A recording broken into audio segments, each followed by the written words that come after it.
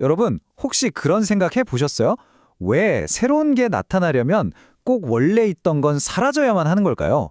성경 히브리서 8장에 바로 이 질문에 대한 아주 흥미로운 실마리가 숨어 있습니다.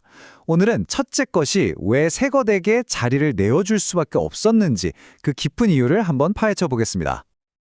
자, 모든 이야기는 바로 이 구절에서 시작됩니다. 첫 언약이 무흠하였더라면 굉장히 단순한 가정이잖아요? 만약 첫 번째 것이 완벽했다면 굳이 두 번째 것을 만들 필요가 없었을 거라는 말이죠. 이걸 뒤집어 보면 무슨 뜻이겠어요? 첫 번째 것에는 분명 어떤 흠이 있었다는 거겠죠? 그럼 그 흠이 대체 뭐였을까요? 이게 바로 오늘 우리가 풀어야 할 미스터리의 핵심입니다. 자, 그럼 그 흠이 있었던 첫째 것이라는 게 도대체 뭘까요? 아마 대부분은 에이 당연히 첫 언약, 그러니까 율법 아니야? 이렇게 생각하실 거예요. 그런데 말이죠. 만약 그게 아니었다면요? 오늘 우리가 살펴볼 해석이 바로 이 생각의 정면으로 도전하는 겁니다. 첫째 것의 정체가 뭔지 제대로 아는 것. 여기서부터 모든 게 시작됩니다. 자, 그럼 첫 번째로 이 첫째 것에 도대체 무슨 문제가 있었는지부터 한번 제대로 파고 들어가 보죠. 이 논리 정말 중요하니까 다시 한번 짚어볼게요. 새로운 게 나왔다는 거 그 자체가 옛날 거에 뭔가 결함이 있었다는 가장 확실한 증거라는 거예요. 마치 우리가 쓰는 스마트폰처럼요. 구형 모델에 뭔가 아쉬운 점이 있으니까 신형 모델이 나오는 거잖아요. 똑같은 이치죠. 그렇다면 그 결함은 대체 무엇이었을까요? 자, 그럼 도대체 그 문제의 첫째 것이 뭐냐는 거죠. 여기서부터 정말 흥미로운 관점이 나오는데요. 우리가 지금까지 너무나 당연하게 생각했던 것과는 완전히 다른 이야기입니다. 보통 첫째 것 하면 다들 돌판에 새겨진 첫 언약을 떠올리죠. 그런데 오늘 우리가 주목할 주장은 그게 아니라는 거예요.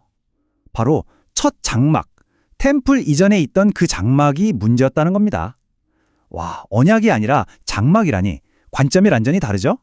도대체 왜 이런 주장을 하는 건지 그 근거를 한번 따라가 보시죠. 자, 근거는 이렇습니다. 먼저 생각해 보세요. 하나님이 하신 약속, 그 언약 자체에 흠이 있을 수 있을까요? 그럴 리가 없죠. 약속은 완벽합니다. 하지만 장막은 어땠나요? 이건 물리적인 한계가 너무나 뚜렷했어요. 스스로 움직이지도 못해서 사람들이 일일이 옮겨야 했고 모든 제사도 그 안에서만 딱 정해진 대로만 해야 했죠. 한마디로 땅에 속한 한계가 분명한 시스템이었던 거예요. 그리고 바로 이 지점에서 아주 중요한 상징이 나옵니다. 이렇게 불완전하고 땅에 속한 첫 장막이 결국 누구를 상징하느냐? 바로 첫사람, 아담을 상징한다는 해석입니다. 자, 그렇다면 이 불완전한 첫 장막의 문제를 해결할 방법은 뭘까요? 성경이 내놓는 해답은 바로 새 언약입니다. 그럼 이 새로운 약속은 도대체 뭐가 어떻게 다른 건지 한번 자세히 들여다보겠습니다. 우리가 보통 언약이라고 번역하는 그리스어가 디아데케인데요. 이게 사실 그냥 약속 정도의 가벼운 단어가 아니에요. 원래 뜻을 파고들면 둘로 가르다, 쪼갠다는 의미거든요. 이게 왜 중요하냐면 고대에는 계약을 맺을 때 짐승을 반으로 쪼개고 그 사이를 양쪽이 함께 지나갔어요. 무슨 뜻이겠어요? 이 약속을 어기면 나도 이 짐승처럼 쪼개져도 좋다. 이런 목숨을 건 맹세였던 거죠. 바로 이겁니다. 이게 정말 중요해요. 새 언약은 그냥 우리 잘해보자 하는 좋은 약속이 아니라는 거예요. 예수님의 피로 도장을 찍은 말 그대로 피의 계약인 거죠. 방금 본 디아데케라는 단어의 의미 그대로 생명을 걸고 맺은, 그래서 절대로 깨질 수 없는 계약. 이게 바로 새 언약이 가진 무게감입니다. 성경은 이 새로운 계약이 그 날들에 이뤄질 거라고 예언했어요. 여기서 말하는 그 날은 단순히 어떤 하루가 아니라 모든 것이 완성되는 상징적인 때, 그러니까 일곱째 날로 해석할 수 있습니다. 그리고 이 엄청난 약속이 실제로 현실이 된 순간이 언제냐?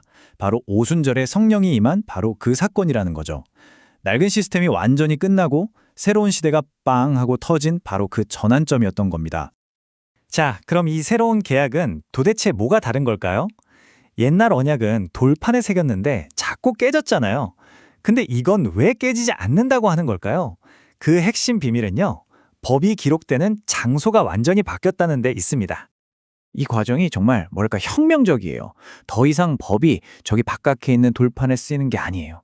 보세요. 첫 번째 단계는 하나님이 그 법을 우리 생각 속에, 우리의 이해력 안에 그냥 쏙 넣어주시는 거예요. 그리고 두 번째 단계는 그걸 우리 마음에다가 아예 새겨버리시는 거죠. 지워지지 않게요. 마치 우리 DNA 정보처럼요. 그럼 결과가 어떻게 될까요? 이제 야, 너 이거 알아야 돼 하고 옆 사람이 가르쳐줄 필요가 없어지는 거예요. 왜? 모두가 하나님을 직접 알게 되니까요. 요한일서에 나오는 이 구절이 이걸 정말 정확하게 짚어주죠. 성령의 기름 부음을 받아서 우리 모두가 이미 진리를 알고 있다는 거예요. 우리 안에 그 능력이 심어졌다는 거죠. 그러니까 이제 더 이상 바깥에 있는 장막이나 우리를 대신해줄 제사장 같은 옛날 방식이 필요 없게 된 겁니다. 자, 그럼 이렇게 영원하고 완벽한 새 것이 딱 등장했을 때 낡고 흠 많았던 그 첫째 것은 어떻게 될까요? 그 운명의 마지막 과정을 한번 따라가 보겠습니다. 여기서 진짜 재밌고 중요한 언어 이야기가 하나 나와요. 그리스어에는 새롭다는 단어가 두 개나 있거든요. 하나는 네오스예요. 이건 그냥 시간적으로 새로운 거예요. 올해 나온 최신 스마트폰 같은 거죠. 내년 되면 바로 구형되잖아요. 하지만 성경이 말하는 새 언약에 쓰인 단어는 카이노스입니다. 이건 차원이 다른 새로움이에요. 질적으로 완전히 다른 거, 이전에는 아예 존재하지도 않았던 새로운 종류의 것을 말합니다. 그래서 이건 절대로 낡아지지 않는 영원한 새로움이죠. 그러니까 첫째 것의 운명은 이미 정해져 있었던 거예요. 이 타임라인을 한번 보세요. 먼저 카이노스라는 진짜 새로운 게 딱 나타나자마자 옛날 것은 순식간에 구식이 돼서 낡아지기 시작합니다. 그리고 시간이 지나면서 점점 닳고 낡아서 제 기능을 못하게 되죠. 쇠하여 가는 거예요. 그리고 마침내 곧 완전히 사라질 운명에 처하게 되는 겁니다. 이건 자연스러운 수순인 거죠. 자, 그래서 핵심 결론은 바로 이겁니다. 이 모든 이야기의 최종 목표는요, 우리를 그냥 좀 더 나은 사람으로 개선하거나 고쳐 쓰는 게 아니에요. 우리 자체를 카이노스, 그러니까 절대로 낡아지지 않는 세상에 없던 완전히 새로운 종류의 존재, 바로 새로운 피조물로 만들어버리는 겁니다. 오늘 이야기를 마무리하면서 여러분께 마지막 질문을 하나 던지고 싶습니다.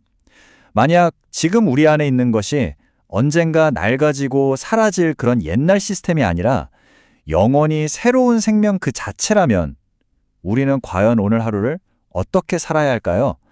어쩌면 우리의 모든 것을 다시 생각하게 만드는 그런 질문 아닐까요?